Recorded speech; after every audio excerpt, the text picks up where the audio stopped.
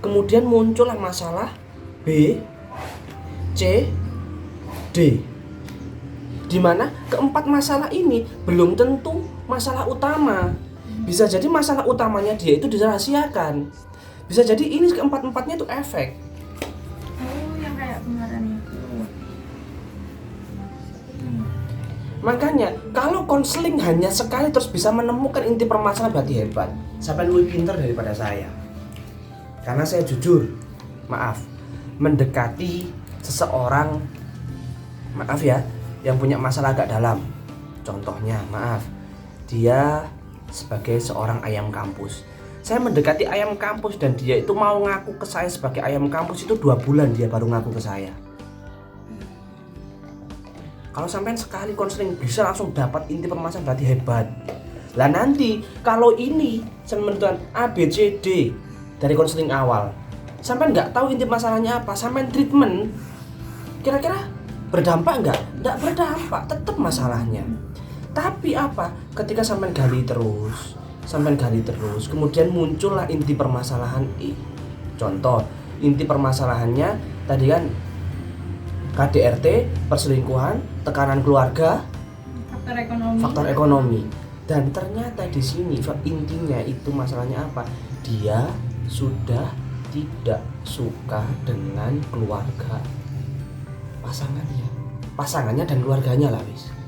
Ini kan berarti sebenarnya inti masalahnya akhirnya merambat kan. Lah kalau coba ini diperbaiki, image-nya dia kepada suami dan keluarganya, kira-kira masalah ini selesai nggak? Selesai dengan sendirinya. Tapi kalau sampai treatment iki gak mungkin selesai, pasti muncul masalah-masalah baru di sini. Makanya ini masalah bisa berkembang, tetap bisa berubah total. Lah, berubah total itu gimana Pak maksudnya? Berubah total itu ketika apa? Kita menentukan awalnya itu inti masalahnya A. Kemudian kita gali seperti ini tadi. Ternyata inti masalahnya lupa berubah total 180 derajat. Bahkan apa? A ini tadi loh tidak masuk dalam permasalahan sebenarnya. Lah ini total. Berarti apa? A itu tidak ada hubungannya. Kalau berkembang A masih ada hubungannya. Kalau berubah total A sama sekali nggak ada hubungannya. Contoh sekarang kasus percintaan. Contoh ya. Saya curhat ke Lean atau Lean curhat ke saya wis. Pertama, dia itu suka sama Cilmi. Padahal apa? Di hatinya Lean dia itu suka sama Cut. Tapi apa? Bilangnya suka sama Cilmi, terus padahal apa? Suka sama Cut. Kenapa kok bilang seperti? Karena sebagai kamu flase supaya nggak diketahui orang sebenarnya perasaannya itu seperti apa. Nah, di sini loh yang berubah total itu. Kok bisa Pak? Bagaimana cara menentukan seperti itu? Makanya dibutuhkan significant other. Kenapa? Significant other itu berarti apa ini loh? Saran informan. Kita meng-cross check siapa sahabatnya. Bener nggak masalah yang dialami itu seperti itu? Bener nggak Lean itu menyukai Cilmi? Kalau nggak significant other kira-kira bisa tahu? Enggak. Makanya jangan harap mengungkap masalah itu gampang. Kenapa? Karena sifat seseorang itu nggak mau masalahnya diketahui orang lain. Makanya di konseling itu ada namanya asas kerahasiaan. Nggak boleh. Rahasia itu boleh dibuka hanya kepada orang-orang yang berkepentingan. Terus berdasarkan domain tertentu. Maksudnya apa Pak? Berdasarkan domain tertentu pada keadaan tertentu. Contoh sekarang, sampai itu benar-benar melihat di depan mata kalau konseling sampai itu benar-benar berbohong. Tadi Lean mengatakan suka sama Cilmi, tapi di depan mata kepala saya mengetahui Lean itu kencan sama Cut. Lah, domain itu keadaan di sana itu loh, domain. Terus yang ketiga mempengaruhi pengembangan iptek jelas. Maksudnya apa? Penggunaan teknologi, mungkin WA-nya sampai sadap. Yang ketiga berbagai pemasaran yang terkait dengan teori yang ada. Contoh tadi, contoh ya, maaf, teori fisiologis. Contoh, si A itu mengatakan sudah masih perawan, tapi bentuk fisiologisnya dia itu kok sudah ambyar. Kita bisa percaya? Kalau saya enggak. Kok iso arek iki wis ambyar koyo ngene, kecuali dia itu memang benar-benar gemuk dari kecil.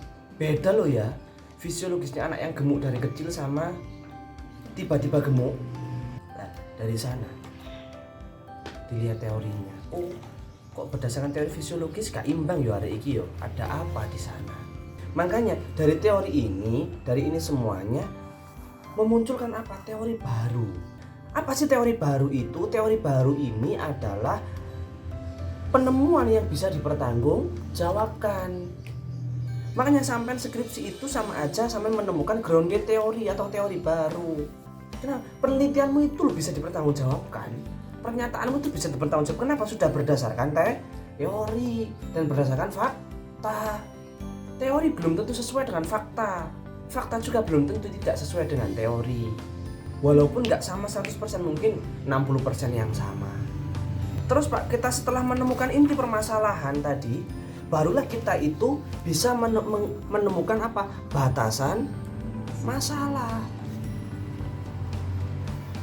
Coba tadi, kalau ini yang kita tangani, ini tadi sudah KDRT, faktor ekonomi, tekanan keluarga, perselingkuhan. Terus kalau empat-empatnya ini mana yang jadi itu kan bingung, nggak selesai. Makanya ketika inti masalah tahu, kita kasih batasan masalah. Berarti inti ini batasan masalahnya apa?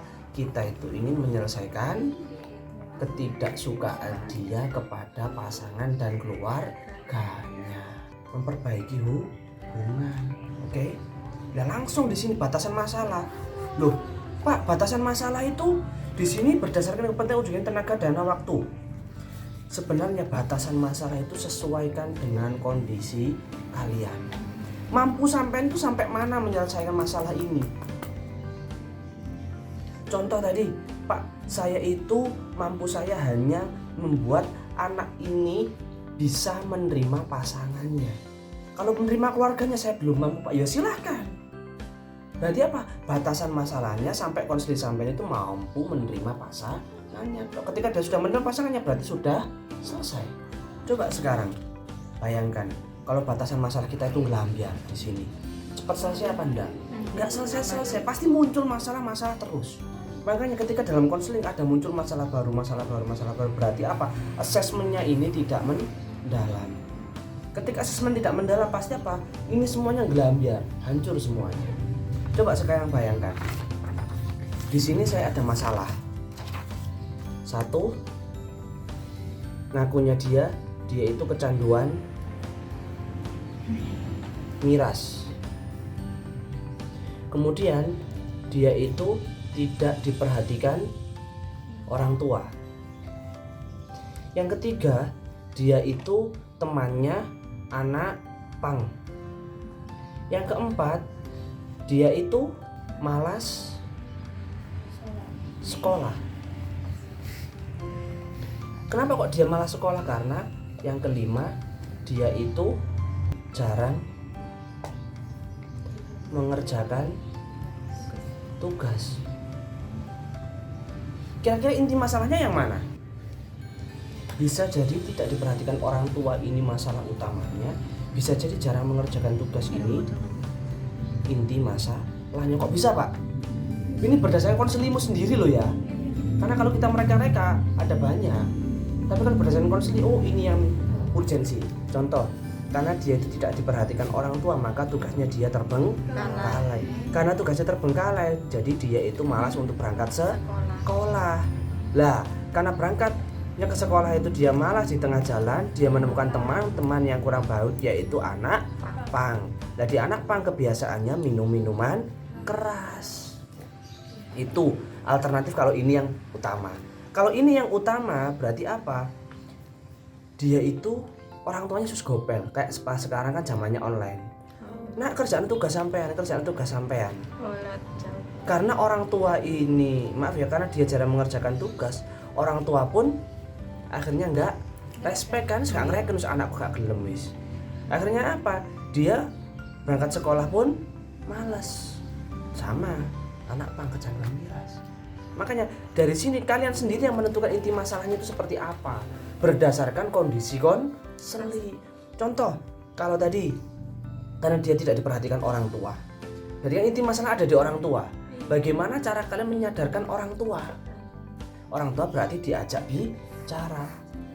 Berarti apa? Diajak apa bahasa BK-nya? Diajak Konferensi. konferensi itu menemukan pihak-pihak yang bersangkutan. Tadi kan ada anak, ada orang tua. Tapi apa Pak? Apakah langsung kita konferensikan? Enggak. Kita panggil dulu satu persatu. Kalau kita langsung ketemukan, bentrok nanti. Makanya bagaimana cara kita untuk menyadarkan orang tua? Itu kalau kita konferensi. Loh Pak, kalau inti masalah yang jarang mengerjakan tugas, berarti target kita konseling itu sampai dia itu mau mengerjakan tugas. Itu batasannya. Apakah semua tugas? Sampean pasti batasan sendiri. Terserah sampean mampunya seberapa. Itu kalau fokus permasalahan. Lagi-lagi fokus masalahan itu berasal dari apa yang pertama dan utama?